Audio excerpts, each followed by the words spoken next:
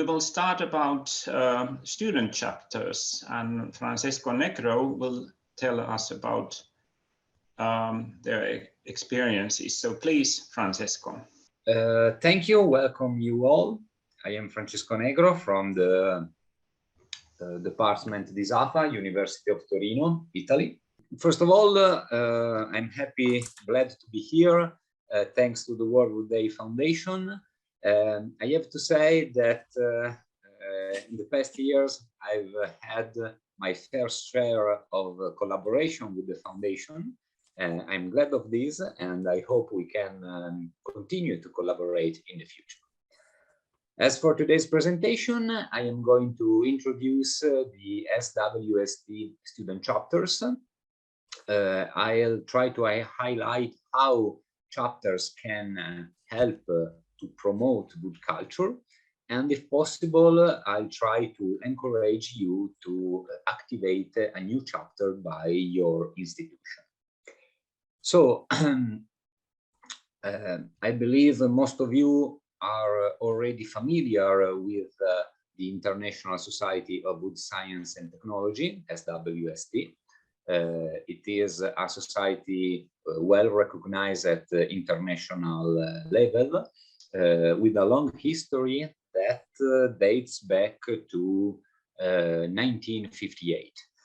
The purpose of the society is to promote wood in the broadest sense, so to promote the use of wood, to promote the sustainable use of forest resources.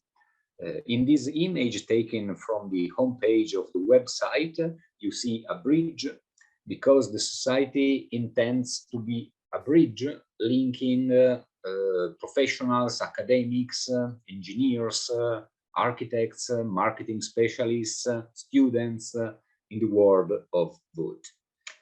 And the society has several ways to pursue its purposes. For instance, has 2 scientific journals, and every year organizes an annual convention. This year, the convention will be held in Asheville, North Carolina, USA, at the end of June. By the way, I will attend, so I hope to meet you there. And among the different activities, the society also encourages the education in wood science at all levels. And to this purpose, the society envisages the constitution of student chapters by hosting institutions. Student chapters aim at broadening student perspectives and their deepening into wood science and technology. And they are active in several ways. Student chapters can organize meetings, seminars, visits. They encourage students to explore the wood sector, both with a national and international perspective. The purpose is to highlight also the linkages between wood technology and other disciplines, to collaborate with different partnerships. And actually, it's hard to draw a list, because student chapters are flexible organizations, and several different activities can be organized within student chapters. At present, 4 chapters are active. 2 are in the United States of America, one at the Mississippi State University, the other one at the Oregon State University. Another chapter is active in Australia at the University of Queensland. And finally, there's my chapter active at the University of Torino, Italy. Student chapters are basically made by 2 kinds of subjects. So on the one side, we have the faculty advisors. I am the faculty advisor of the student chapter at the University of Torino. The requirements are very low. A faculty advisor needs to be affiliated to the hosting institution and also needs to be an SWST member. That's it. That's what you need to be a faculty advisor. And well, the faculty advisor is the reference person from an institutional point of view. The advisor coordinates the chapter and is the institutional reference contact. On the other side, we have students. We can distinguish between student coordinators and student members. Again, the requirements to participate are very low. Students just need to be enrolled in the institution's program. Well, student coordinators are elected by the chapter. Student participation is free of charge, attendance is free, so the requirements are very low, as said, and as you can see, the structure has the purpose of enabling a large participation, an easy and large participation from students. Which activities can be realized within student chapters? Well, a quick list starting from the experiences, the recent experiences of the running chapters. For instance, we can start from lab experiences, woodworking, or scientific experimental activities at laboratory level, organizational meetings to coordinate the chapter. This is also useful for students to learn some transversal skills like organizational skills or leadership skills. Presentations held by academics, professionals, or by the students themselves. Outdoor visits can be realized, in particular in forests. Book reviews have been done in the past years. I can mention also industry visits. These are again outdoor activities. In this case, performed by industries in the wood sector. Also, student chapters can represent a good opportunity to start a professional networking. This is particularly valuable for students who have to start, of course, their professional activity. And this is a quick list. As said, chapters are flexible organizations, many other. These are the main activities from the recent practice of running chapters, but several other activities can be imagined.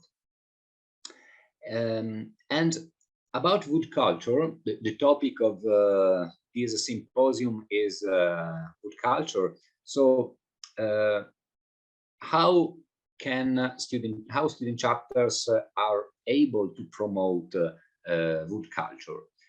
And well, this is not strictly the purpose of the presentation, but I wonder how, do educational programs have enough space to address wood culture? Because, well, my feeling is that wood culture emerges here and there during teaching with the stories, anecdotes, and so on. But you know, wood technology is so broad, so vast. We have to deal with so many technical, scientific, market aspects that it is difficult to find a proper space for wood culture. And this is a pity indeed, because wood culture is very important and also very attractive and fascinating. And in my experience, wood culture is very effective from the educational point of view, because anecdotes, stories referring to wood culture are very effective to fix wood technology concepts. So particular anecdotes can be very useful to make some concepts stick in students' minds. And so how can wood student chapters help in promoting wood culture? Well, student chapters can be an environment, as said, very flexible, in which wood culture can be addressed.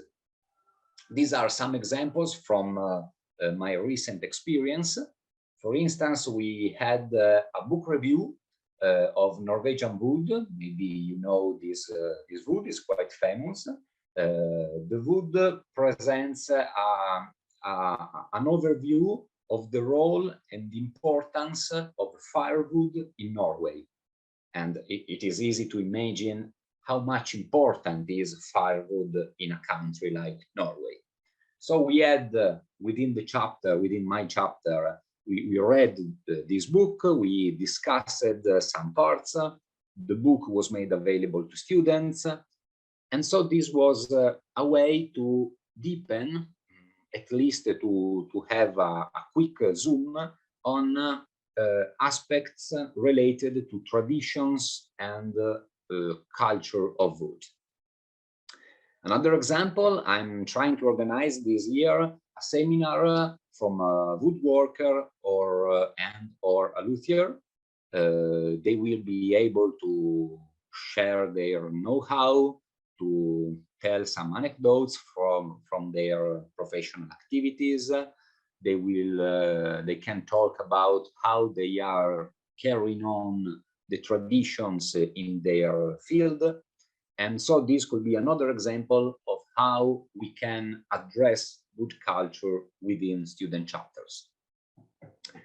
Another example, a presentation held by graduates in architecture that presented their thesis on traditional and modern use of timber in construction. And this is a good example because we talked a lot of the traditional use of timber in construction in Italy. So again, wood culture uses historical uses of wood. And also it was a multidisciplinary approach because it was a seminar held by graduates in architecture for students in forestry. These are examples from my experience. The other authors of this presentation are the faculty advisor of the other student chapters. So other examples could be listed here. Video forums, visit traditional fairs, and so on. As I have written here, imagination is the limit, really. If you're thinking about a way to promote wood culture within a student chapter, well, it is probably possible to do that. Because, as said again, once again, student chapters are flexible organizations structured to enable as much activities as possible. Which are the benefits of activating a student chapter? Well, let's start from students, the key part of student chapters. They can gain additional knowledge in wood technology, and this can be done in an informal setting. This can be helpful in propose, develop, and learn more about wood technology. Student chapters can also ease professional networking, as said. Students can develop transversal skills like organizational and leadership skills. And students can increase contacts with other students, not only strictly from their sector, but also from other sectors. As for faculty advisors, well, there are various benefits as well. Faculty advisor can test innovative teaching. They can deepen into specific topics of interest because the shape of the chapter is given to the chapter both by the faculty advisor and by students. They decide together what they want to do, which are the main activities, interests, and so the advisor has the possibility of deepening into specific topics of interest. Also, being a faculty advisor is often a strong element into the curriculum vitae, and faculty advisors have the possibility to increase their personal networking. Finally, there are benefits for institutions as well. Student chapters promote practical experiences and innovative educations in a broad sense. They can increase the attractiveness of the institution, both for enrollment and retention. Note that the constitution activation of a student chapter is free of charge for the institution. And as I said, for faculty advisors, also institutions can increase their networking. So, well, in conclusion, I said that a purpose of this presentation was to encourage you to activate a new chapter. I hope I succeeded at least a bit. And in case you are interested, well, this is the main timeline, the main steps to activate a student chapter.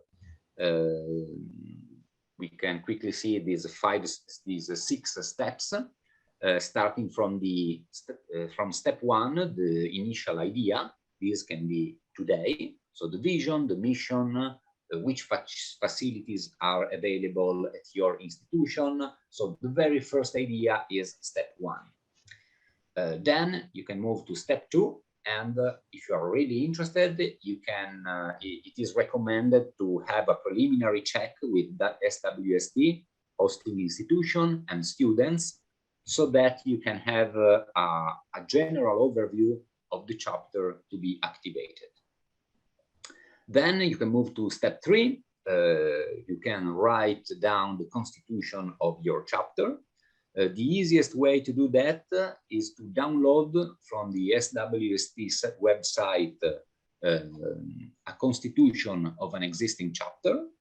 You can download a constitution and modify, adapt the constitution according to the needs of your institution and your chapter. When the constitution is ready, step 4, the constitution has to be approved both by the hosting institution and by SWST, and the faculty advisor is nominated. After that, step 5, you are ready to start.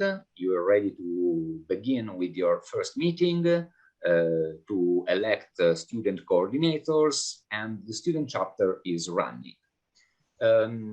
As a faculty advisor, of course, coordinating a student chapter is time demanding, but no requirements are set. It depends on how much commitment you can give to the chapter. For instance, in my case, I am organizing roughly 1 meeting per month, so 12 meetings per year. And to give you the idea, is like having a small course that you are holding all year long.